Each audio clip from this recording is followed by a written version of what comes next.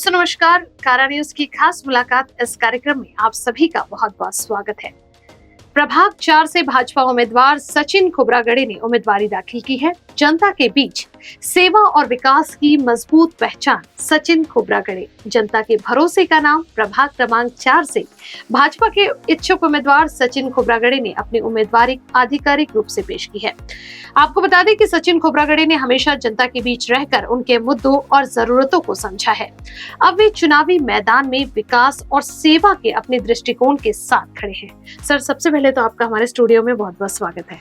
नमस्कार। सचिन सर, जितना मैं आपके बारे में जानती हूँ, सोशल एक्टिविटी जो है आपके परिसर में काफी सालों से चल रही आ रही है, लेकिन सबसे पहले आप ये बताइए कि आपने महानगर पालिका चुनाव लड़ने का फैसला क्यों किया? सबसे पहले मैं बताना चाहूँगा कि मैं भारतीय जनता पार्टी में 2013 से मैं सक्रिय सदस्य हूँ जी। भारतीय जनता पार्टी के माध्यम से मैं लोगों की सेवा करना चालू किया। छोटे छोटे काम जैसे स्ट्रीट लाइट पोल वगैरह जो लाइट बंद रहते हैं, स्टार्टिंग में काम बता रहा मैं, तो ये ऐसे करने से भी कैसे प्रोत्साहन बढ़ गया। फिर विषय कैसा हुआ कि मेरे बस्ती की जो समस्या हालत थी कि हमारे एरिया में इलेक्ट्रिक पोल नहीं थे। अच्छा। तो हमारे जो नेता है उनके सामने निवेदन दिया और नेता ने मेरे निवेदन पे मेरे क्षेत्र में 25 इलेक्ट्रिक पोल लगाए। क्या बात है। तो उससे कैसा फिर मुझे लगा कि मैं कुछ कर सकता हूँ। फिर वहां से फिर महानगर पालिका हुई। महानगर पालिका में हमने पार्टी के लिए अच्छे काम किए। तो पार्टी के मतलब हमारे चारों नगर से चुन के आए। वो नगर सेवक के माध्यम से हमने अपने क्षेत्र में road, street light, gutter line, electric pole, ये जो बुनियादी समस्याएं थी वो मैंने पूरी क्लियर किया। तो सोचा मैं जब मैं अपने घर की समस्या हल कर सकता हूँ तो बस्ती की कर सकता हूँ। तो मैं निकल पड़ा। तो छोटे छोटे काम करते करते आज इस यहाँ तक पहुंच गया कि बस्ती के प्रभाग 4 के नागरिक खुद बोलते कि सचिन आप खड़े हो जाइए, हम आपके साथ में हैं। सर, आपको क्या लगता है कि प्रभाग क्रमांक 4 में आज के टाइम में सबसे बड़ी समस्या कौन सी है जिसे आप फर्स्ट प्रायोरिटी लेकर प्रथम प्राथमिकता के साथ हल करना चाहेंगे? सबसे बड़ी समस्या है कि हमारे क्षेत्र में रोड की बहुत बड़ी समस्या है। हमारे क्षेत्र में रोड नहीं है, गटर लाइन नहीं है, श्योर लाइन नहीं है, और बोले तो सबसे पूरा गंदगी का वातावरण है। अभी 4 साल से नगर सेवक के पद नहीं, आपको पता है। तो 10 साल से जो आमदार है माननीय नितिन जी राउत, तो इन्होंने विकास के नाम पर पूरा जीरो है। कांग्रेस बोलती है कि हम काम करते काम के माध्यम से टोटल जीरो है। आप ग्राउंड लेवल पे आप आए थे, आपने खुद सर्वे किया है, आपने खुद देखा होगा कि ना रोड है, ना गटर है, ना कुछ है। तो समझ लो पूरा एक गांव बना के रख दिया हमारे क्षेत्र में। तो वो सारी चीजें जो है, क्योंकि बेसिक चीजें जो है उस परिसर में रहने वाला व्यक्ति, वो भी कई वर्षों से एक्टिव रहने वाला व्यक्ति जो है वो जान पाता है। सर, सवाल यही रहेगा कि अगर जनता आपको एक बार फिर मौका देती है तो 10 दिनों में स्टार्टिंग के आप मेन काम कौन से करेंगे?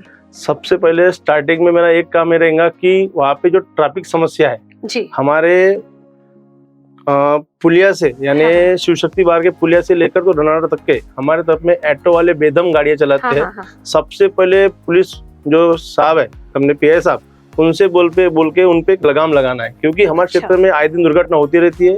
यहाँ वहाँ गाड़ी चलाते तो सबसे पहले वो करेंगे। और दूसरा है कि जो सफाई जमादार है उनसे बोल के सबसे पूरे परिसर में सफाई करवाएंगे। बहुत ज्यादा गंदगी है, मतलब वो सड़क पानी, साफ सफाई और स्ट्रीट लाइट जैसी बुनियादी सुविधाएं हैं, उसको लेकर जो है आपने प्लान आउट बना लिया है। जी। सर, मुझे बताइए, युवाओं के रोजगार और महिलाओं की सुरक्षा को लेकर आपका क्या विजन है? युवाओं के रोजगार के लिए माननीय गडकरी साहब, माननीय देवेंद्र फडणवीस, इनके पास में इनके जो विजन है उनके माध्यम से अभी साहब ने जो जनता दरबार लिए थे, जनता दरबार के माध्यम से लगभग मैं 50 से 60 लोगों को साहब के माध्यम से यहाँ वहाँ साहब के ऑफिस में हो गया, यहाँ समझ लो 50 से 60 लोगों को हमने रोजगार की उपलब्ध करवाए। और जो आईटी पार्क है, आईटी पार्क में भी मैं लोगों को बताता कि यहाँ पे कंपनी है, तो उनको माध्यम से उनको रोजगार की व्यवस्था की गई है। क्या बात है। और महिलाओं की सुरक्षा, क्योंकि उत्तर नागपुर जो है आज भी बहुत पिछड़ा हुआ और थोड़ा सा डर वाला जो है जी। वैसा है, तो महिलाएं भी फ्री होके जॉब पे जा सके, काम कर सके, ऐसे सुरक्षा को लेकर कुछ ऐसा प्लान आउट रेडी किया है? हाँ, वो पूरा रेडी है।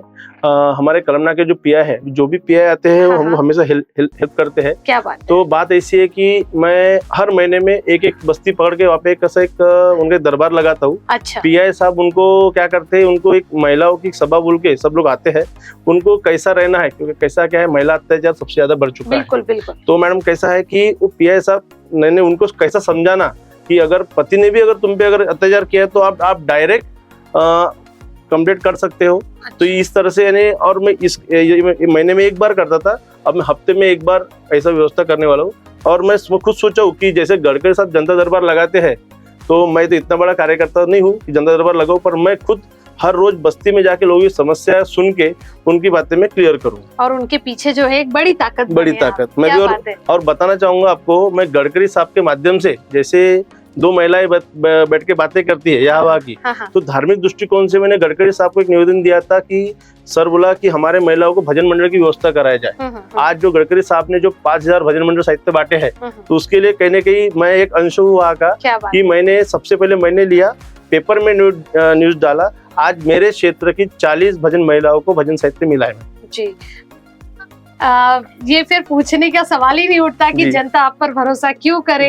आपकी सबसे बड़ी ताकत ही जो है वो जो आप ग्राउंड लेवल पे काम करते हैं वो है आपकी जनता। और एक और बताना चाहूंगा आपको, वैश्री योजना के माध्यम से मैंने कलमना क्षेत्र में 560 नागरिकों को, उनको व्हील चेयर से लेकर जो उनकी जरूरत के सामान है वो उनका मैंने कैंपिंग करके उनकी सबसे पहले उनकी जांच हुई। जांच के बाद में 2 महीने के बाद में गडकरी साहब के माध्यम से 560 लोगों को हमने साहित्य, जो व्हील चेयर होती है, कबोर्ड चेयर होती है, तो ऐसी विषय ने जो साहित्य उनको प्रदान किए साहब के माध्यम से। और साहब ने जो अपना सुरेश भट्ट सभागृह, आर्यभट्ट सभागृह में जो कार्यक्रम किया था, तो वहाँ पे भी 700 के आसपास में बसेस भर भर के मेरी वाइफ और मैं और मेरे कार्यकर्ता हमने बसेस भर भर के उन लोगों को साहित्य प्रोड्यूस किया है। क्या बात है, क्या बात है। सर, प्रभाग के विकास में नागरिकों की भागीदारी जो है आप कैसे सुनिश्चित करेंगे? जैसे आपने कहा कि वयोश्री जो योजना थी उसके तहत आपने काफी प्रयास किया अपने परिसर की और सभी चीजों की, लेकिन भ्रष्टाचार और लापरवाही पर रोक लगाने के लिए आप क्या कोई ठोस कदम उठाएंगे या कोई योजना है आपके पास? हाँ मैडम, उसकी भी योजना है। कैसा है कि जैसे कांग्रेस के राज में हमारे प्रधानमंत्री बोले थे कि 1 रुपया भेजता हूँ तो 4 पैसे का काम होता है, बाकी पूरे चोर खा जाते हैं, बकरी खा जाती है, ऐसा कुछ बोले थे। तो विषय मैडम ऐसा है कि सबसे पहले हमारे प्रभाग में जितना जो निधि आएगा वो निधि पूरे अपने प्रभाग में निधि उसका उपयोग किया जाएगा। और गडकरी साहब और देवेंद्र फडणवीस साहब के माध्यम से वो जिस राह पे चले हैं, और माननीय अपने मोदी जी वो ना खुद खाते हैं ना खाने देते हैं, इस तरह से मैं अपने प्रभाग में जनता की सेवा करूंगा। जितना फंड आएगा पूरा फंड उसी काम में यूज करूंगा, यानी समझ लो कि अपने क्षेत्र में भ्रष्टाचार मुक्त हो, ऐसा करूंगा मैम।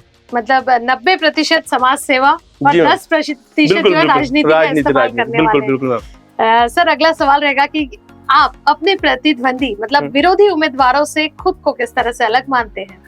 विरोधी मैम, विषय ऐसा है कि विरोधी यहाँ पे हाइट नहीं। अच्छा। कैसा होता है, जैसे चुनाव आते हैं तो मेंढक कैसे बरसात में मेंढक बाहर निकलते हैं, उस तरह से जो विरोधी है मेरे वाले, वो मेरे विरोधी बाहर निकलने वाले हैं। मैं अभी और बताना चाहूंगा कि अभी हम कुछ हफ्ते भर पहले हमने मोतियाबिंद का कैंप रखे थे, 3 दिवसीय मोतियाबिंद का कैंप रखे थे गडकरी साहब के माध्यम से। तो वहाँ पे 1730 लोगों के आंखों के जांच हुए, उसमें 309 लोगों का मोतियाबिंद का मुफ्त में ऑपरेशन किया गया और 618 लोगों को आंखों के चश्मे वहाँ पे वितरित किए गए मैम। और दूसरा, बाकी लोगों को जो कुछ ज्यादा ही उनको प्रॉब्लम थे तो उनको नेत्र सलाह देकर उनके दवाखाने बुला के उनकी वो विषय किया गया। तो जो छोटे मोटे जो काम है मेरे प्रभाग में वो मेरे चलते रहते हैं। और अभी मैं बताना चाहूंगा आपको, गडकरी साहब को मैंने एक निवेदन दिया था कि हमारे क्षेत्र में टैंकर बहुत चलती है, टैंकर से आवाजें होती थी, लोगों को परेशान होती थी और लोगों के नल नहीं आते थे, तो प्रॉब्लम था। तो साहब ने मेरे कहने पे 17 करोड़ रुपए की निधि देके हमारे पूरे प्रभाग 4 में टैंकर मुक्त प्रभाग 4 आज मेरे कारण हुआ है, ये साहब को भी पता है। ऐसा है मैम। और दूसरा विषय ऐसा है कि हमारे क्षेत्र में इलेक्ट्रिक पोल नहीं थे।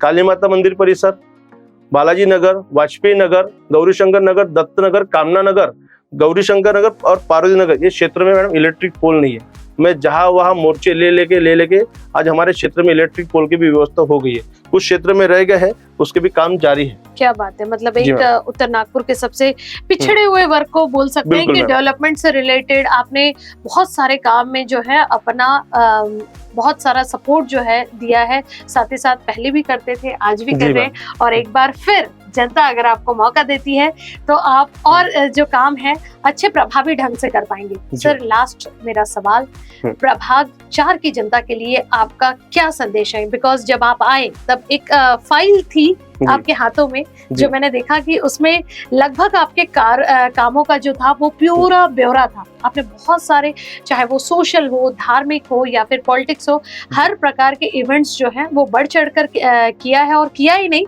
मैंने आपकी पूरे फाइल्स भी देखी हैं, तो जाहिर सी बात है कि आपने वो वर्क किए हैं और वो चीजें भी जो हैं संभाल के रखी है। आप जनता को क्या मैसेज देना चाहेंगे? मैं जनता से यही कहना चाहूँगा, आज मैं प्रभाग में एक छोटा सा भारतीय जनता पार्टी का एक कार्यकर्ता होने के नाते जो छोटे मोटे काम किए वो, और इससे भी ज़्यादा काम करने की ललक है मुझ में। मैं युवा हूँ और आप जानते हो कि आपका एक कॉल और प्रॉब्लम सॉल्व। तो मैं आपसे विनती करना चाहूँगा कि भारतीय जनता पार्टी का प्रतिनिधि होने के नाते मुझे आप अपना अमूल्य मत मुझे दीजिए और अपने क्षेत्र का विकास करिए।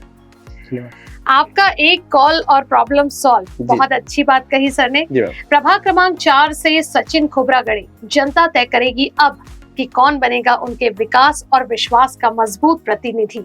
सचिन खोब्रागड़े की उम्मीदवारी इस दिशा में एक पहला कदम है। उम्मीद करते हैं कि जनता का जो साथ है, सहयोग है, सपोर्ट है, वो इन्हें मिले। कारा न्यूज की खास पेशकश में मेरे साथ यानी कि रूपा पंडित को दीजिए इजाजत और आप देखते रहिए कारा न्यूज। नमस्कार।